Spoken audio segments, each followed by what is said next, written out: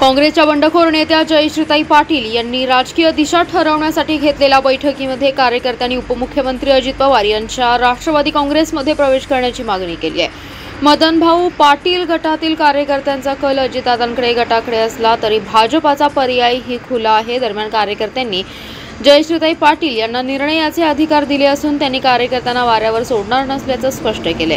त्यामुळे त्या 8 दिवसात भूमिका जाहीर करण्याची शक्यता आहे। कळंबी येथे मदनभाऊ गटातील निष्ठावंत कार्यकर्ते माजी नगरसेवकांची बैठक जयश्रीताई पाटील यांच्या उपस्थितीत घेण्यात आली। या बैठकीला संग्राम पाटील, सिकंदर जमादार, किशोर शहा, आनंदराव पाटील, सुभाष यादव, कांचन कांबळे, प्रशांत मजलेकर, संतोष पाटील, प्रकाश मुळके, प्रशांत पाटील, करण जमादार, रोहिणी पाटील, वर्षा निंबाळकर, उत्तम साखळकर, युनुस महात, कय्यम पटवेकर, विजय पाटील, रवी खराडे, चेतन पाटील, पिंटू पाटील, मदनभाऊ पाटील युवा मंचचे अध्यक्ष आनंद लेंगरे, शीतल लोंढे, उदय पाटील उपस्थित होते। विधानसभा निवडणुकीवेळी मदनभाऊ पाटील गटाच्या नेत्या जयश्रीताई पाटील यांनी काँग्रेस विरोधात बंडखोरी केली, त्यांचे पक्षातून निलंबित करण्यात आले।